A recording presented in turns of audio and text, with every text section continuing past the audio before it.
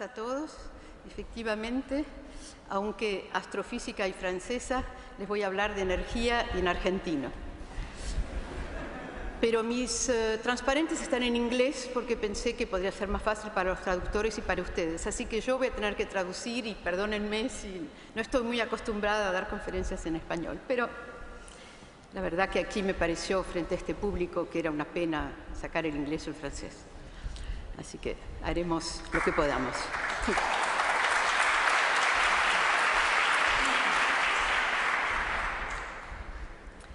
Hemos escuchado ya unas conferencias interesantísimas en este tema.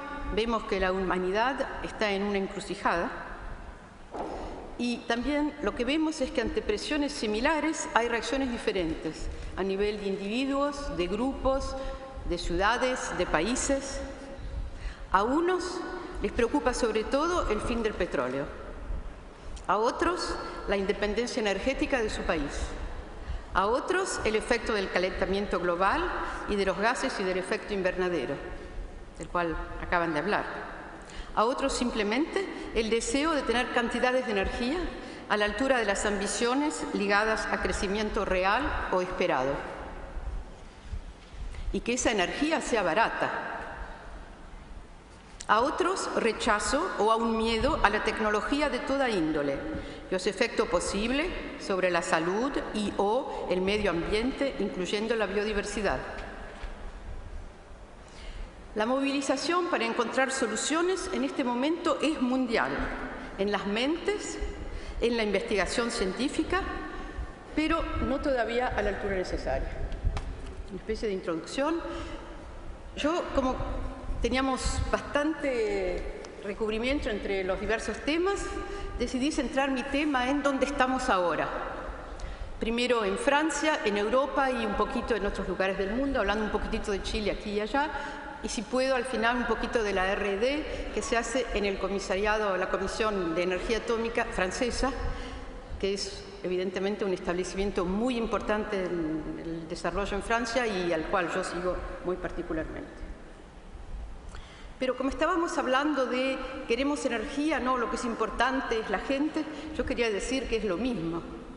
Y uno de los ejemplos es este gráfico que muestra cómo varía life expectancy, ¿cómo se dice?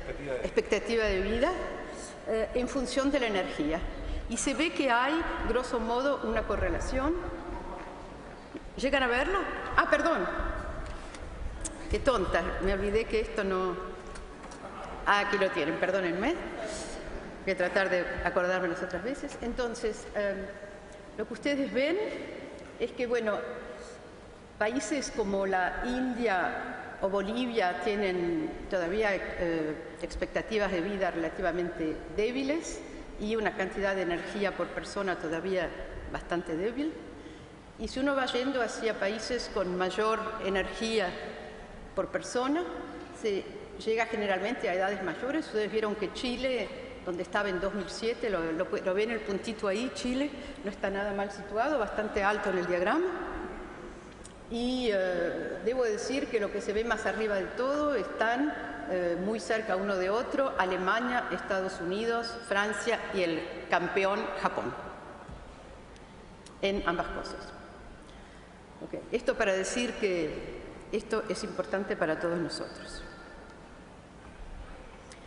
Estuvieron hablando del problema de los gases a efecto de invernadero y ustedes saben que la IEA, la International Energy Agency, colecta todos los datos y prepara escenarios posibles y en particular este es el escenario que ellos empujan ahora en el libro que acaba de salir este año para tratar de mantener una situación en la cual no vamos a calentar de más de 2 grados para el 2050 y para eso lo que ellos quieren es 48% de ganancias sobre eficiencia en utilización de la energía, 24% con renovables y biofuels, de vez en cuando pongo inglés cuando no me sale, perdón.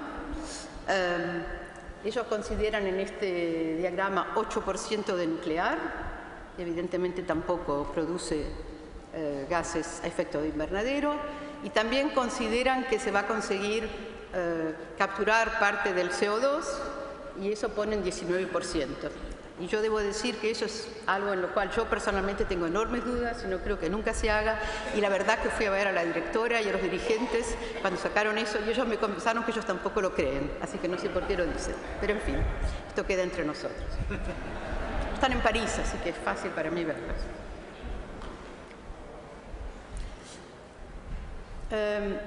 A ver, me fui de uno de mí. No, está bien. ¿Qué pasa? Es este, ¿no? Ahí está, hay que ponerle. Ok. ¿Cómo hacer para quedarnos con este escenario? Bueno, el problema es que cuando hubo la discusión en 2000, si hubiéramos empezado en 2000, alcanzaba con bajar una reducción de 2% por año para llegar al gol esperado. Pero como finalmente hemos sido todos muy malos alumnos, y eso es una de las cosas que les quiero decir, estamos hablando mucho de que hacemos esfuerzos, pero en realidad ha pasado poco. Entonces, con la situación actual, para llegar al mismo resultado, tenemos que reducir de 4,8% por año hasta 2050.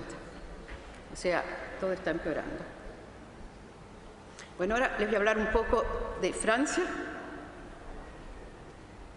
En Francia, en 2007, se organizó un gran debate, el Grenelle de l'Environnement, entre los ciudadanos y el Estado, para discutir cómo hacer contra los cambios climáticos, preservar la biodiversidad, preservar la salud de la gente de manera sostenible. Y se decidió que era muy importante, habiendo ya un muy buen desarrollo de energía nuclear, desarrollar también las energías renovables. Y se decidió que para 2020 se quería una reducción de 20% de los gases de efecto invernadero, 20% de ganancia en eficiencia de la utilización de la energía y una integración de 23%, llegar a un 23% de energías renovables. Para que pase. Bueno, esta la voy a pasar porque creo que tengo demasiadas. Bueno, en fin, digamos, también se hizo en 2009 entonces un gran plan de qué investigaciones se va a hacer para adelantar hacia esos límites y se decidió de aumentar la investigación en temas ligados a esto, el solar, la captura del CO2, los biofuels, fusión nuclear, fisión nuclear de tercera y cuarta generación y los aspectos socioeconómicos, como guardar la energía, etcétera, etcétera. Smart grids, de lo cual nos ha hablado creo mucho aquí, pero que es muy importante, y los materiales. ¿Cómo es el consumo total de energía en Francia? Aquí lo tienen. Hay que cuidarse de no confundir, de no confundir consumo total y electricidad. Aquí les hablo del total. Y entonces ustedes ven que en el total la electricidad es solamente 23%. Lo digo porque es muy importante, hay siempre una confusión. En Francia, por ejemplo, la energía nuclear es 75% dándonos la electricidad, pero eso no quiere decir que nos da 75% de la energía, porque la electricidad es solamente 23% de la energía. O sea, queda amplio espacio para, en particular, fósiles, como tenemos 22% de gas, 43% de petróleo y 5% de carbón y 9% de renovables. Acá les muestro gráficos, por si no los que no pueden leer, que empiezan en 1973 y terminan en 2009, simplemente para que puedan ver a través del tiempo que con toda la parte de petróleo disminuyó, es lo rojo, la parte de gas, que es la anaranjada, aumentó bastante, pero se estabilizó ahora, y la parte de renovable, que es el verde, acá se llega a 2009 y está aumentando, y les puedo decir que ahora está aumentando bastante más, ya lo van a ver.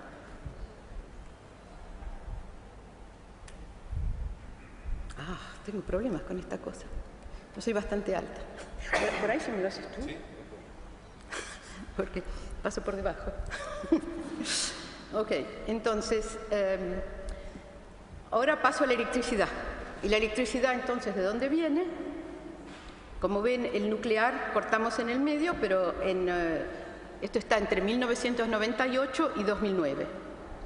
Y lo que se ve es que la parte del nuclear siempre fue bastante grande, por ejemplo, en 2009 76%, pero después hay 58% debido a fósiles y waste. Biomasa. No, la biomasa está en verde y es muy poquito.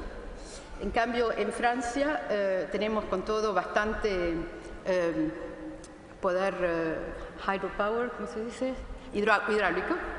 Tenemos 11% de hidráulico y eso es evidentemente la mayor parte de los renovables, pero ahí ya se empezaba a ver realmente lo que ven en azul, 0,8% de viento y 0,1% de solar. Próximo.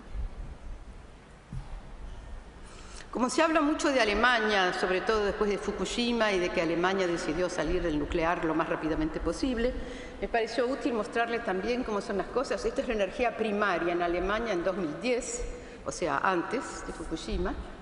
Y aquí ven que tenían en petróleo 33%, gas 22%, carbón 23%. Ustedes saben que el carbón es evidentemente el que más ensucia, pero hay que decir que los alemanes hicieron un enorme esfuerzo en mejorar sus facilidades, o sea que las de carbón, las de gas, todas ellas ahora ensucian menos de lo que ensuciaban antes, así que ganaron bastante simplemente mejorando sus turbinas y sus centrales. 11% de nuclear y 9,5% de renovables. O sea que ya ven, finalmente en renovables menos que Francia. ¿Por qué? Porque ellos no tienen mucha hidráulica. Pero las renovables tienen sobre todo biomasa y después biomasa es 5,3% del total, y si uno mira el resto, el eólico es 0,9%, el fotovoltaico es 0,3%. Me parece interesante decir eso porque Alemania es el país que de lejos en Europa invirtió más, como lo vamos a ver, en energías nuevas, y por ejemplo invirtieron enormemente en energía solar, pero sin embargo la energía solar es solamente 0,3%.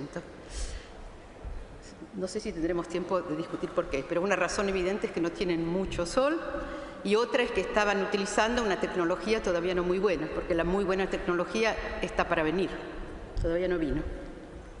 Me pareció útil, ya que estamos, mostrarles lo de Chile, que por ahí todos ustedes conocen.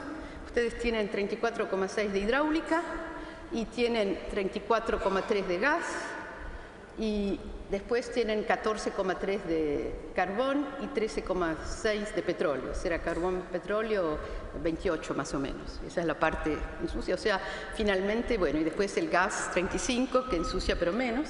O sea, es bastante limpio, pero claro, podría mejorar. Y se ve que en eólicas tiene 1,2, en fin, algo no demasiado lejos de otros lados. Próximo. Vuelvo a Francia. Entonces, después que hubo este Grenelle, se decidió incrementar la parte de energía renovable, pero un gran problema en energía renovable, que fue dicho hace un rato, es que todavía en la mayoría de los casos, en todos los casos en realidad, no hemos llegado a hacerla realmente económicamente competitiva.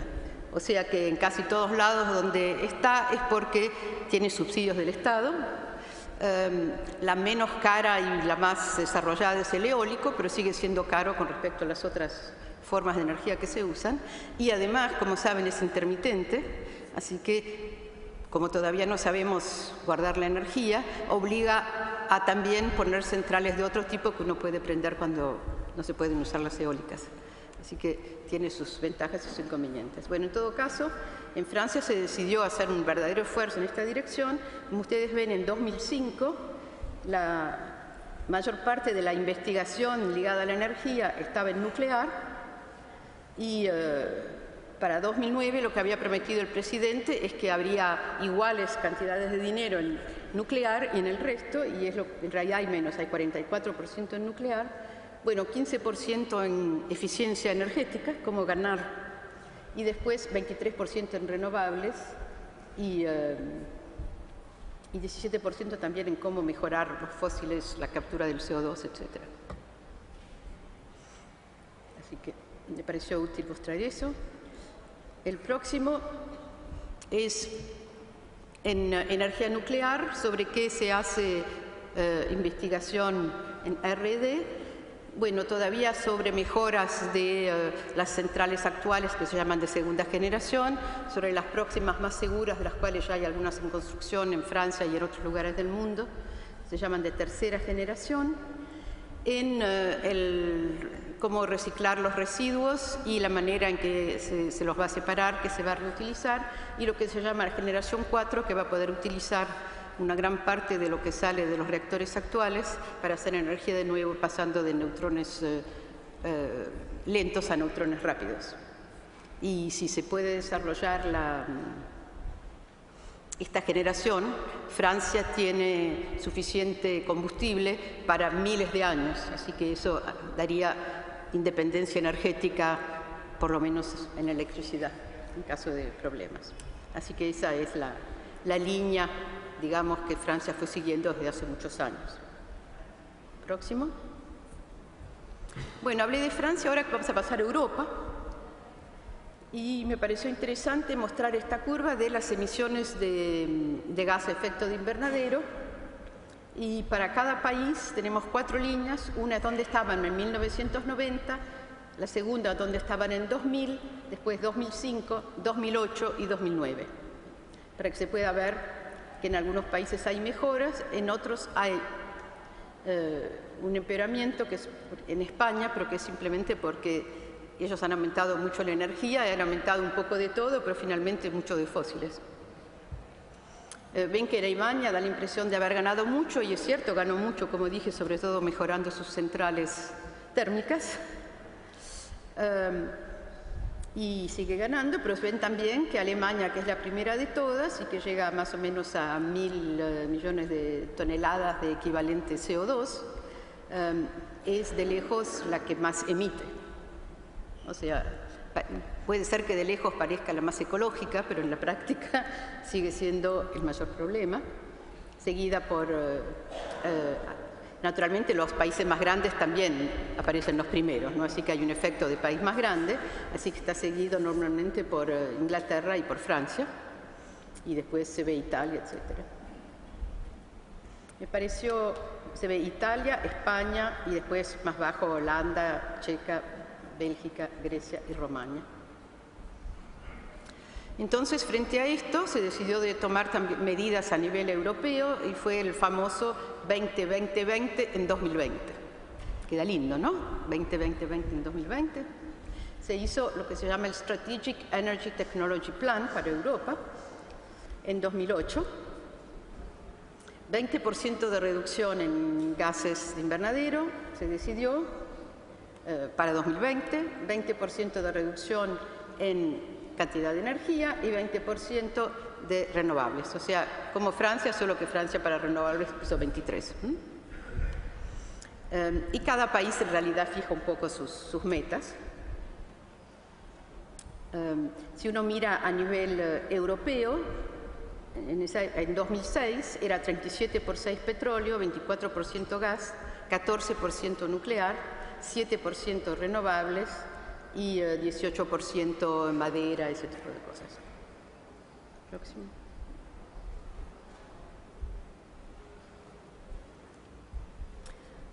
Entonces, unos años después de haber decidido eso, es que estamos acercándonos. Bueno, lo que se ve es que en lo que es renovables, sí, se está aumentando bastante rápido y es probable que se llegue a la meta. En lo que es bajar la consumición de energía por economías, no se está llegando, y en lo que es emisión de gases de invernadero, tampoco se está llegando. Todavía no estamos en 2020, pero por más que Europa aparece como los buenos alumnos en Kioto y ahora en África del Sur, en realidad las cosas no son tan rosas. Esto era para mostrar, es seguramente muy detallado para que ustedes lo vean, pero simplemente les voy a decir los puntos salientes sobre cómo es la producción de electricidad en Europa del Oeste. Entonces, evidentemente es Alemania que tiene más y se ve muy bien esta gran importancia del fósil que discutimos hace un rato. En cambio, como ven, Francia, bueno, ya hemos discutido estos dos casos. En el caso de, bueno, y así van viendo país por país. En el segundo gráfico muestro los porcentajes de cada tipo de energía. Y bueno, Alemania y Francia ya hablamos. Pienso que las cosas que uno puede notar es que, por ejemplo, países que tienen situaciones muy particulares es Noruega, que si la ven es casi toda azul, tiene muchísima energía hidráulica, así que ella es limpia, limpia, limpia, e inclusive puede exportar energía por eso y además vender petróleo a los demás. Tiene una situación totalmente envidiable, porque produce mucho petróleo, pero lo vende. No hace su energía con esa.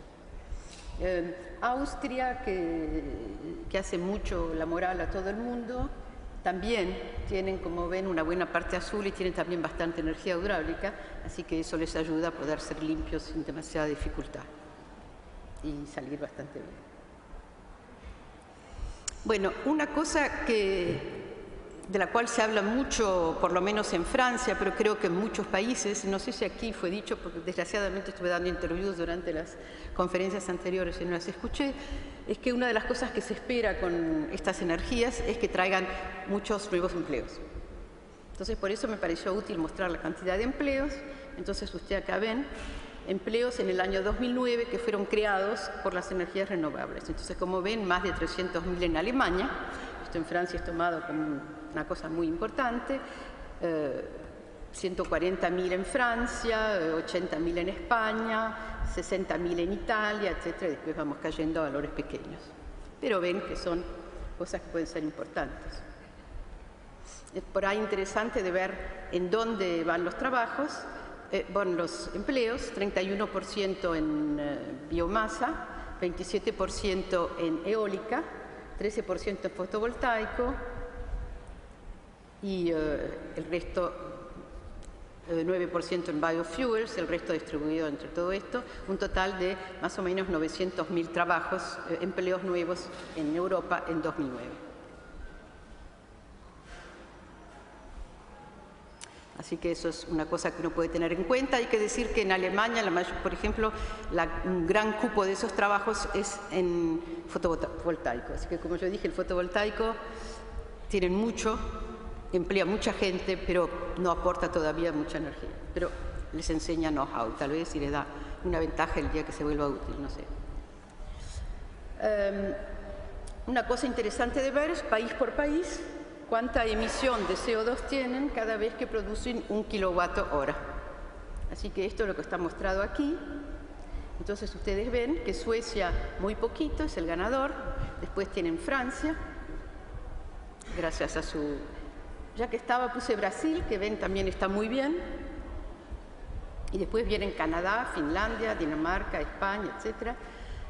Y si uno sigue bajando, va llegando a Estados Unidos, que es el antepenúltimo. Después está la República Checa, más o menos igual. Y ya que estaba, representé a China. Más tarde vamos a hablar un poco más de China. China, Beijing, naturalmente aquí. Como ven, pasa de lejos a los demás. Otra cosa que uno puede intercomparar entre países es cuánto cuesta la electricidad, estábamos diciendo. Entonces aquí tengo dos gráficos. El primero es ambos para cuánto cuesta a las personas en sus casas, ¿no? Habría otro gráfico para lo que cuesta para la industria, pero no lo puse. Y entonces ustedes ven que acá están sobre todo los países europeos, pero también algunos más. El más caro es Alemania. Después viene más o menos al mismo nivel Inglaterra, Irlanda y Portugal, justo un poco abajo.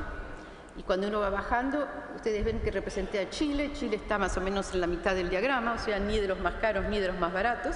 Hace un rato se decía que era muy caro, les digo no tanto, pero no está mal, así que están a 0,13, con Alemania a 0,19. Esto es en 2006 y en dólares por kilowatt hora. Y si sigo bajando, Francia está bastante bajo en 0,12. Es el que marqué con una flecha, y más abajo de Francia todavía está la República Checa, Polonia, Finlandia, México, Turquía y Canadá, es el que gana. Si uno incluye también los impuestos, entonces cambia un poco el orden, pero grosso modo son la misma cosa, aunque debo decir que para Chile no lo encontré con los impuestos, así que no lo pude poner. Bueno, entonces... ¿Cómo se hace energía sin efecto de invernadero? Una manera, evidentemente, es con energía nuclear de fisión, que es la que sabemos hacer. La fusión es algo que se está estudiando para el porvenir y que por ahora hoy no tengo tiempo de hablar. Así que en este gráfico lo que muestro es entre 1951 y 2011 las construcciones de reactores en el mundo entero. Y lo que están en azul es en países que son miembros del OECD y los que están en amarillo son países en no OECD, y la curva en verde les muestra el número total de reactores que, como ven, llega a casi 400 en este momento. Cómo va evolucionando el número total de reactores. Así que, como ven, hubo una gran construcción de reactores en estos años 60 a 80. El país que más reactores tiene, con más de 100, es Estados Unidos. El segundo es Francia. Y después viene Japón y después vienen otros. Esta es la situación actual. Vamos a hablar del futuro. Energías renovables, el tipo de discusión que hubo en Francia, que hubo en Europa, todo el mundo se la está planteando. Y entonces se está invirtiendo en energías renovables en el mundo entero. Y esto representa las curvas de lo que se ha invertido en energías renovables entre los años 2004 y 2009. La curva que ven más arriba en azul es la de Europa, que, como ven, ya estaba subiendo constantemente de 2004 a 2006. Esto está en billones de dólares, así que empezamos en 10 billones de dólares, para 2006 se acercaba a 30, y después dio un gran salto y estaba un poco por debajo de los 50. Después de 2008, crisis ayudando, bajó un poco, pero con todo, enorme esfuerzo en Europa. Ahora, la curva que está justo abajo es Estados Unidos, en marroncito claro, y como ven, subió, pero mucho menos que en Europa, y también una gran bajada después de 2008. Y la que sigue, que está en pendiente bien paradita, eso es China. Y ustedes ven que China ya para 2009 estaba alcanzando a todo el mundo, y después les voy a mostrar cosas más recientes. En violeta, más abajo, violeta claro, está la India, para que vean que también tiene sus esfuerzos, se habló un poco de esto, y el violeta oscuro más abajo es Medio Oriente y África, que, como ven, está muy, muy bajo. Y es absolutamente necesario de mantener un esfuerzo colectivo en el mundo entero si queremos que todo esto se siga desarrollando. Ahora, cuando uno quiere instalar nuevas plantas, hace falta hoy día obtener el apoyo de la sociedad y en los países democráticos. Y es muy interesante preguntarse cómo es la cuestión de la aceptación por el público de las fuentes de energía. Acá hay un grupo, esto es en Estados Unidos, que se llama Project No Project, que estuvo estudiando todas las proposiciones de construir centrales eléctricas que fueron paradas por problemas con el público. Y lo que se encontró es que primero se preguntaron cuál era la aceptancia general por el público, y ahí se encuentra que la energía solar, 80 se declaran en favor, la energía eólica 71%, 80%, 71%, la hidroeléctrica 65%, el océano 60%, la biomasa 55%. Parece haber mucho a favor de todo esto, y sin embargo está el efecto que se llama NIMBY, Not in my backyard. Todo el mundo quiere que haya, pero nadie lo quiere tener cerca. Y eso para todo tipo, porque 45% de los proyectos que fueron parados son lo que se llamaría renovables. En Francia tenemos lo mismo. Cada proyecto que uno quiera hacer de todo tipo hay años de espera. Tener en cuenta. ¿Cómo andamos con la eólica? Entonces la eólica, después de la hidráulica, es la que gana de las energías renovables en este momento. Estas las capacidades instaladas en el mundo, es lo que fue agregado en el mundo en el año 2009 y en el año 2010. Así que 84,3 gigavatios en la Unión Europea, o sea, 44% en la Unión Europea, 23% en América, 30% en Asia. un total de 194,5 gigawatts. Así que como ven es realmente ya una cantidad muy grande de energía. Si uno se pregunta quién fue a instalar estas turbinas, cómo fue el mercado, entonces ahí se da cuenta de que 53% del mercado fue asiático. O sea, en realidad, y en particular los chinos, estuvieron instalando mucho de estas turbinas en todos lados. Próximo. Energía solar. No sé si ya lo han discutido y pienso que lo van a discutir de nuevo, pero probablemente muchos de ustedes conozcan este diagrama que presenté arriba, que muestra el grado de sol que se recibe en diversas áreas del mundo y que podría ser utilizable para la energía solar. Y las áreas bien amarillas, bien claritas, son las mejores. Y en estas, ustedes ven que Chile está muy bien situado en la parte norte del país y la parte desértica. Tiene la posibilidad de poder instalar ahí realmente fuentes de energía solar muy, muy importantes. En cambio, ustedes ven también que en Europa, al sur de España, hay buenos espacios, pero si no, en general Europa no está muy bien. Y ciertamente el norte de Francia o Alemania no están muy bien situados en este diagrama.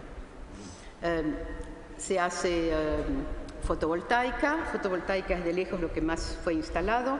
Y ese es el grafiquito que tienen ahí abajo que muestra cómo varió la instalación a nivel mundial de fotovoltaico entre 2000 y 2009. Entonces ustedes ven qué chiquitito que es en 2000 con 1428 en megawatts y en 2009 llegó a 22.900. O sea, un crecimiento realmente muy, muy rápido en todos esos años y en muchos países porque en azul es Europa, así que ven que de lejos es en Europa donde se hizo más, pero también hubo un aumentito en Japón, en rosa el resto del país, el resto del mundo, en verde Estados Unidos y se ve ahí aparecer un poco a China arriba en rosadito. O sea, China muy ocupada en instalarlo en el mundo entero, porque eso si preguntan dónde compraron los paneles es sobre todo en China, pero van a ver también instalando algo en su propio país. Si no, se puede hacer con films finos. Bueno, esto no puedo hablar ahora, pero creo que va a hablar el próximo orador de las maneras de hacer energía solar. Pero lo muy interesante, en los lugares donde hay mucho sol, se puede utilizar los sistemas de concentración, sea sobre unas fotovoltaicas pequeñas, pero con muy, muy buen rendimiento, sea calentando algún líquido. Y eso tiene la gran ventaja de que se puede guardar el calor durante la noche y se puede tener energía sobre 24 horas. Okay.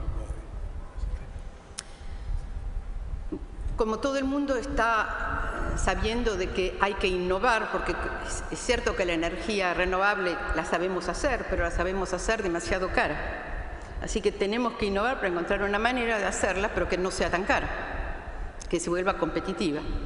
Entonces, lo que muestro en este diagrama, acá voy desde 1975 hasta 2007, la cantidad de patentes que fueron depositadas en el mundo entero para innovación que tiene que ver con estos temas.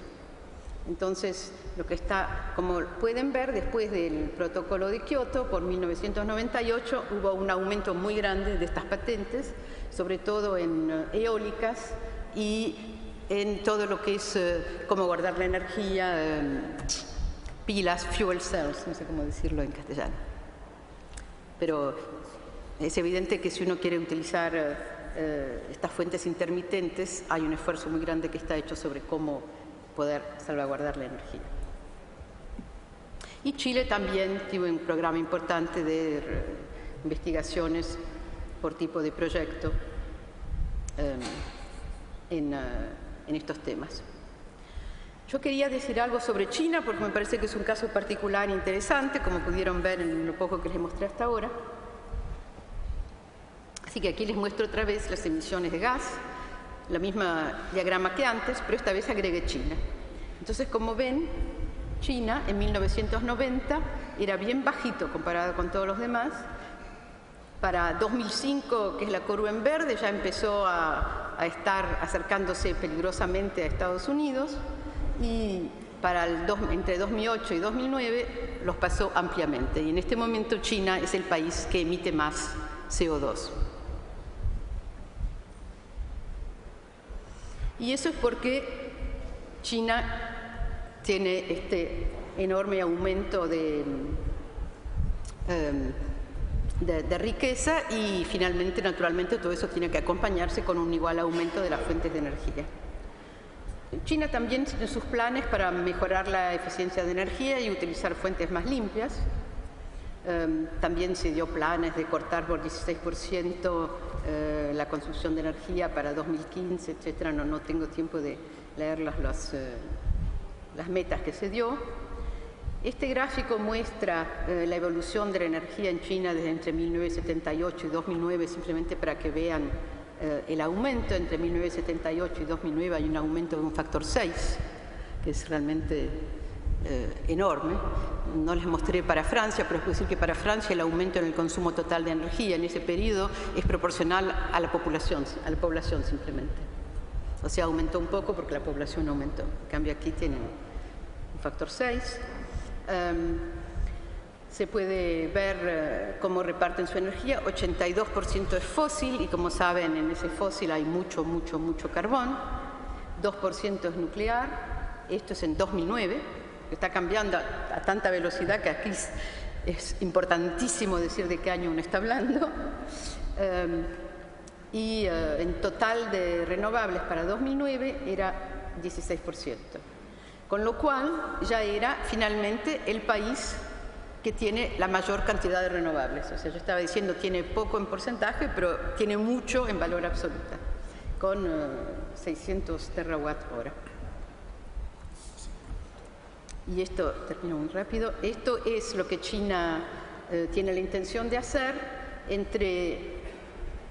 En azul oscuro tienen entre 2011 y 2020, o sea, ya pasando el periodo actual, y en celeste lo que piensan hacer de 2021 a 2035. Entonces, como ven, planean enormes aumentos en todo. Aquí está el solar, el nuclear, el gas, el hidro, etc.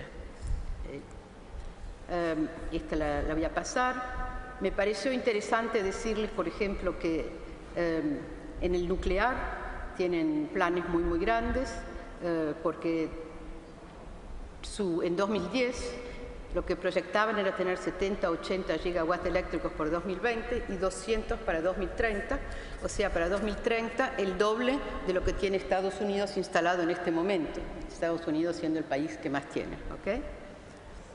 Así que en las próximas décadas China se va a volver finalmente probablemente el world leader, tanto en renovables, como les mostraba hace un rato, como en nuclear.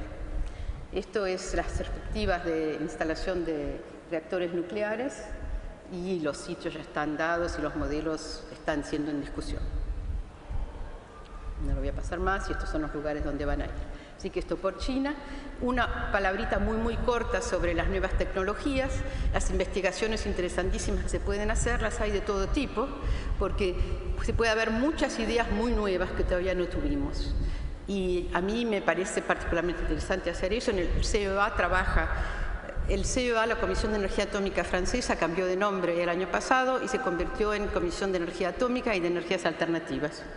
Y cada vez más está poniendo igual fuerzas en lo nuclear y en las energías alternativas. El número de patentes ligados a energías alternativas está mostrado aquí y ya ven cómo está aumentando rápidamente de 2001 a 2010. Y, por ejemplo, se hacen muchas cosas bastante cerca de la tecnología actual y otras de gran vanguardia, utilizando nanotecnologías o tratando de utilizar catálisis bioinspirada en vez de utilizar platino en las pilas. O otra cosa es transformación de todo este CO2 en cosas utilizables. Muchas gracias. Voy a parar acá.